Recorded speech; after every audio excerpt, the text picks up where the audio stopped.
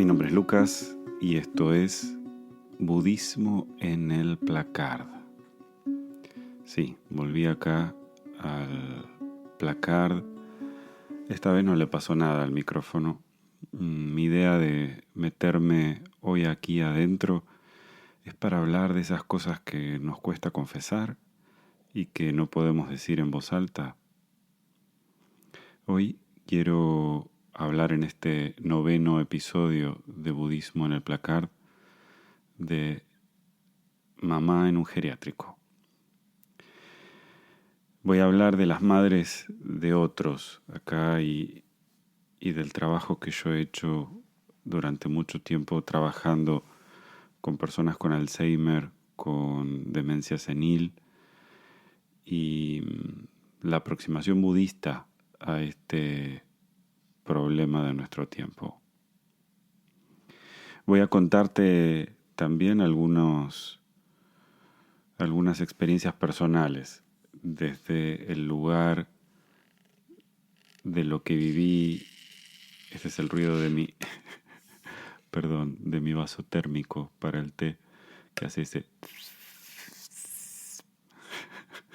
cuando el agua está muy caliente adentro. Ahora lo abrí así ya no hace más ruido durante el resto del episodio.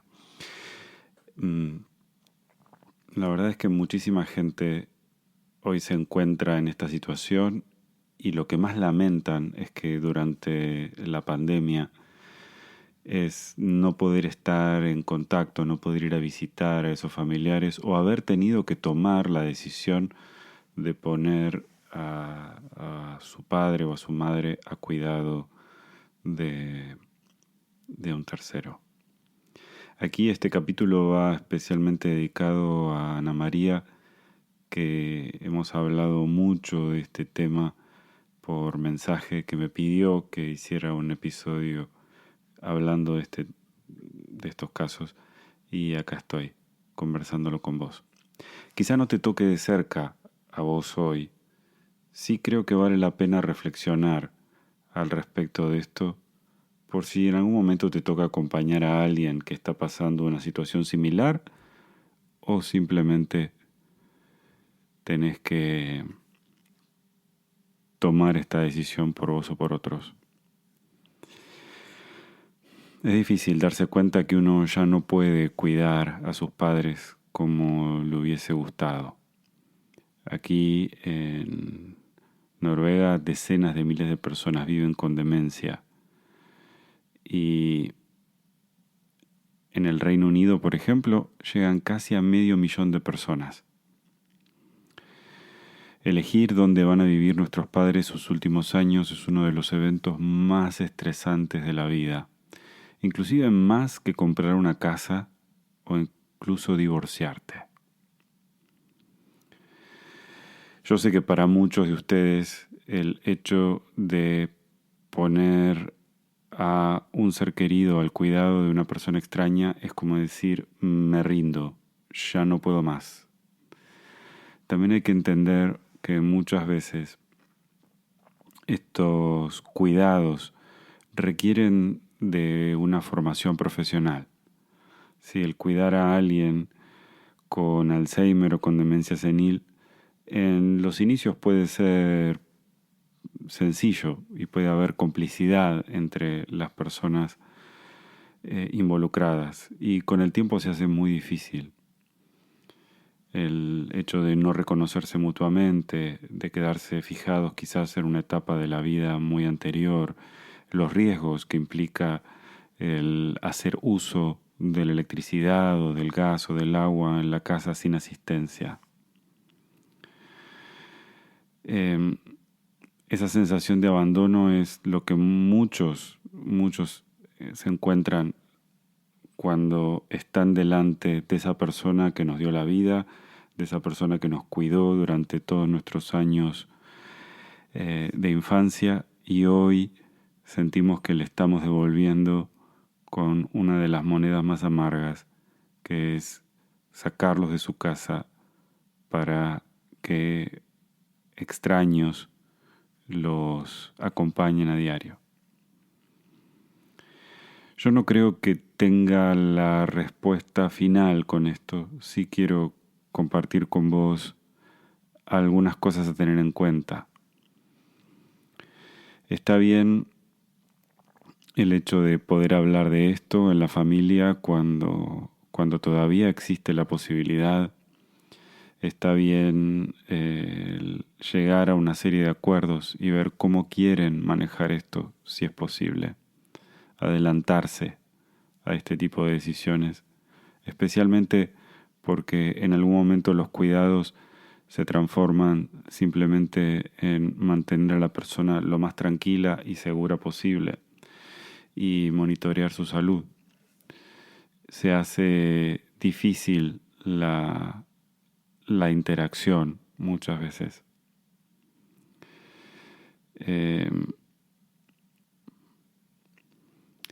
La verdad es que Bergoglio, hoy conocido como el Papa Francisco, hace poco decía algo al respecto de, en una misa en honor a los abuelos, hablaba el pontífice sobre que una sociedad que no cuida de sus ancianos no tiene futuro. Y advirtió también sobre esta cultura venenosa en la cual la gente es abandonada en los geriátricos donde suelen sufrir miedo y soledad. Yo creo que a veces, aunque es cierto lo que dice y hay mucha gente que toma la decisión de manera muy ligera, a veces es necesario, especialmente cuando se dan estas patologías tan complejas. En general,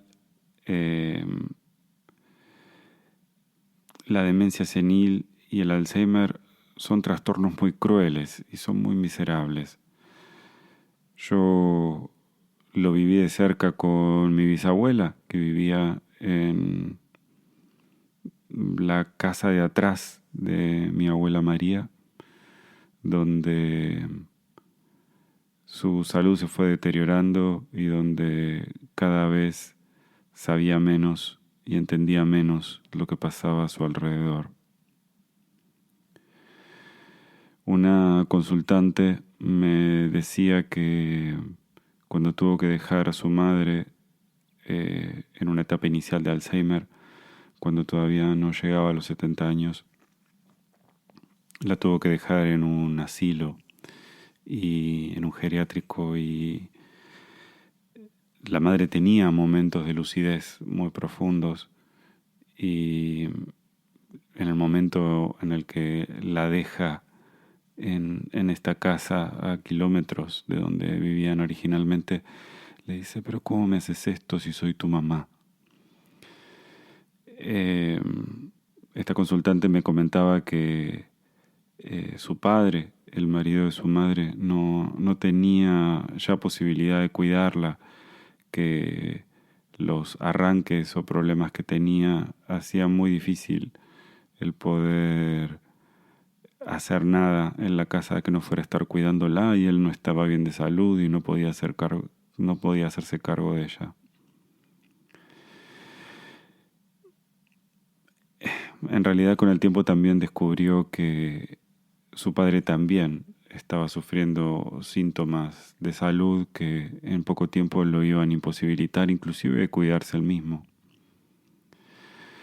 En la antigüedad, y me río cuando digo la antigüedad porque pienso en el siglo pasado, ¿no? Existía a veces la posibilidad de recibir a alguno de los padres en casa.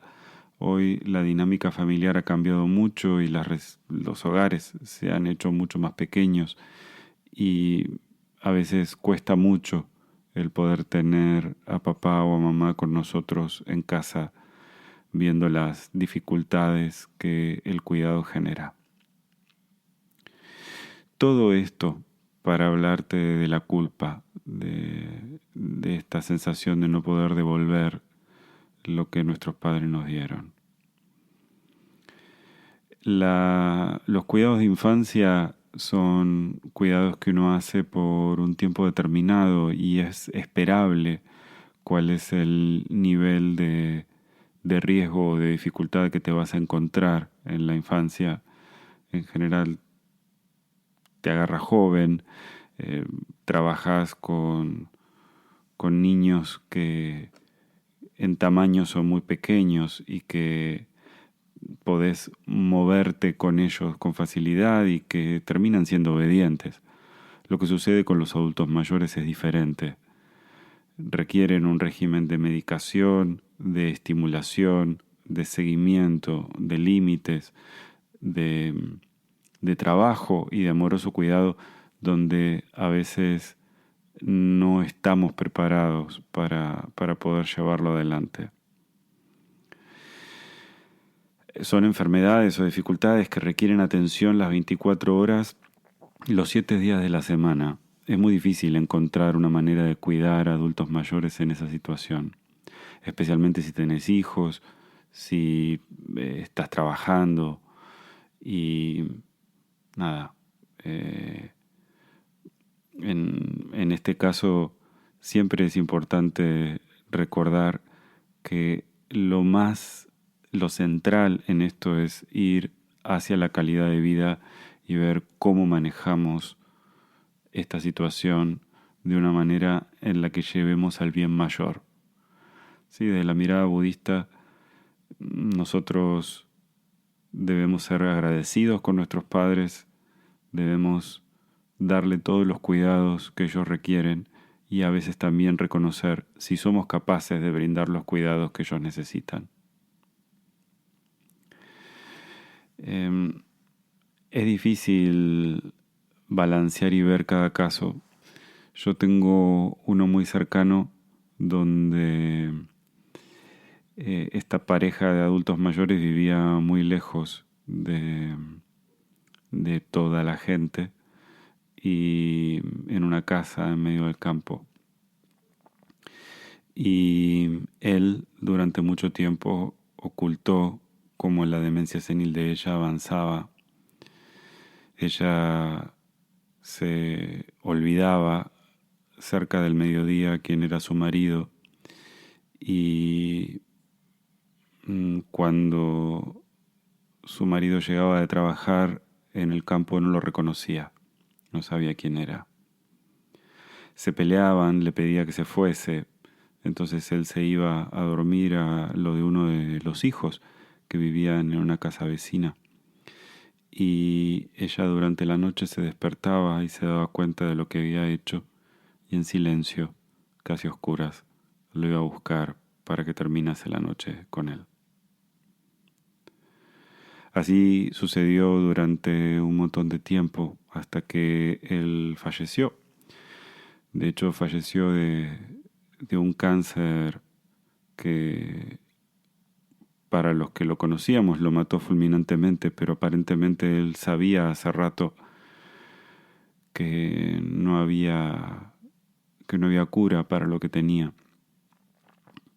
Se enfermó por el uso del asbesto, de estos aislantes que se utilizaban en los hogares en la década del 50.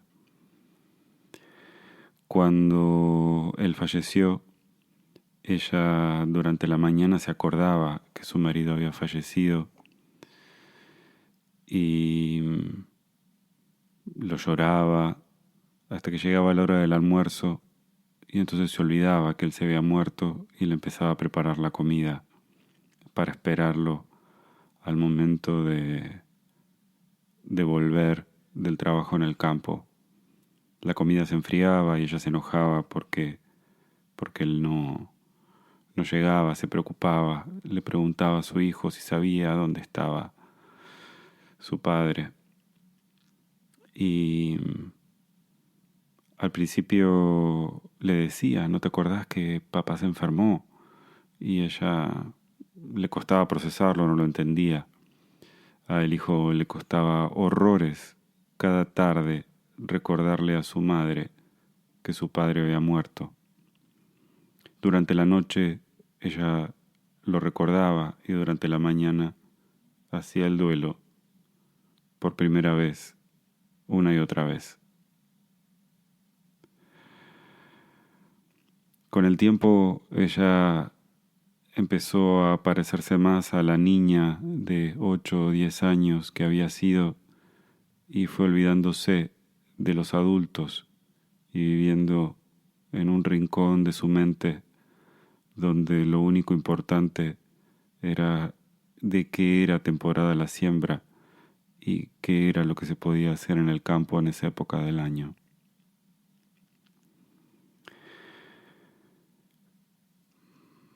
Esta historia es una historia de mi familia política, y muestra una de las variantes sobre cómo la demencia senil influye en el seno familiar. Otro caso es un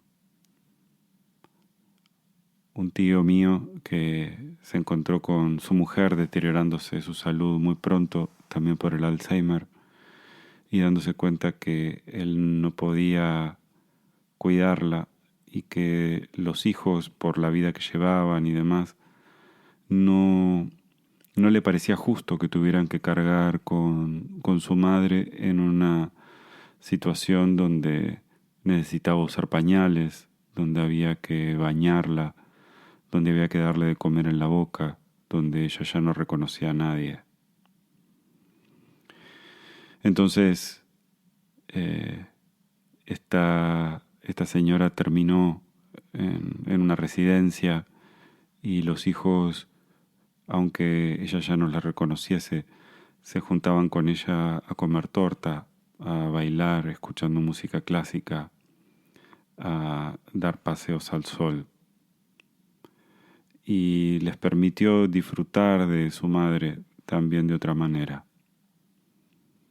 Yo a esta señora la conocí como consultante. Yo hice mis prácticas de psicología budista con unas monjas budistas en Escocia, y veía cómo esta señora tejía a velocidad increíble unos hermosos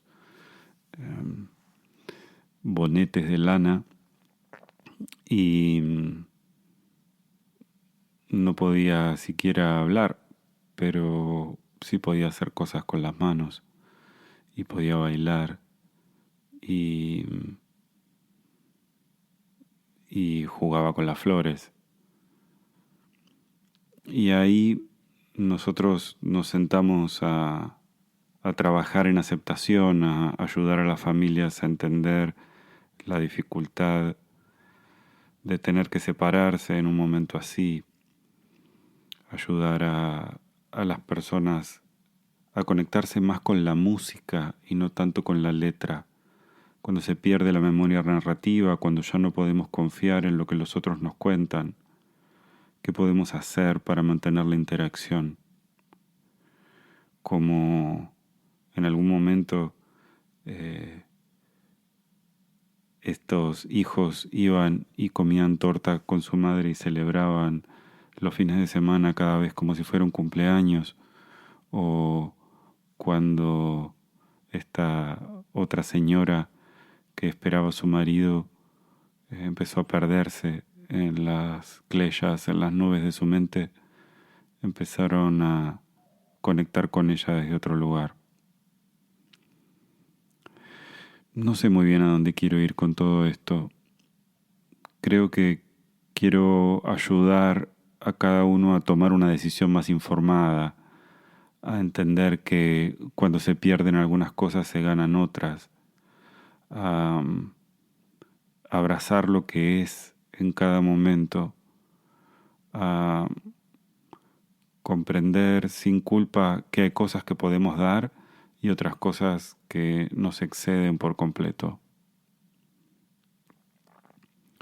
Y que si tenemos en cuenta el mayor bien, el que beneficia a la mayor cantidad de personas, el que respeta en humanidad a cómo alguien tiene que terminar sus días, cómo se honra a la vida de aquel que nos dio la vida, creo que esa es la decisión más importante.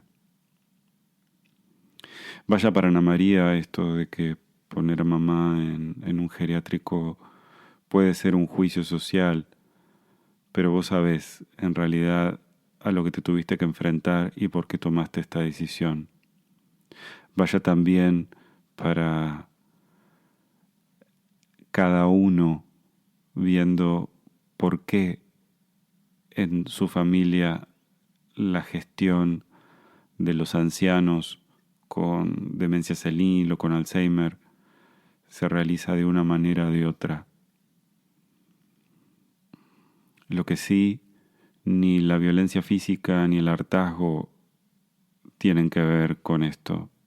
Yo lo veo, y lo veía mucho cuando venían las familias, ¿no? Y se enojaban con las personas allí porque no conseguían la reacción que esperaban y pensaban que todo esto era una falta de voluntad.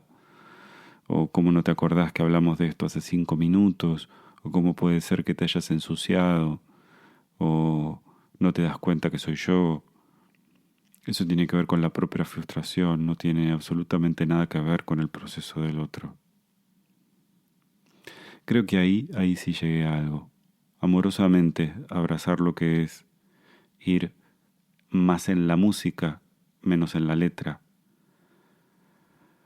El bien mayor y por sobre todo respeto a quienes somos hoy y a quienes fueron también con nosotros. La música que estás escuchando es de mi amigo Gustavo Ripa. Y si querés hablar conmigo, podés hacerlo a través de Instagram, por ejemplo, @lucas.casanova.yoga. Y podés también conectarte conmigo a través de lo que escribo en redes sociales y muy pronto por Galerna en el mes de octubre, muy posiblemente 2021, sale El Poder Sanador del Caos, donde te cuento cómo cuando todo se desarma, uno tiene la oportunidad de encontrarse a sí mismo. Te veo muy pronto, muchas gracias por acompañarme, me voy aquí despacito del placard y nos vemos con algún próximo deseo inconfesable. Muchas gracias por acompañarme. Namaste.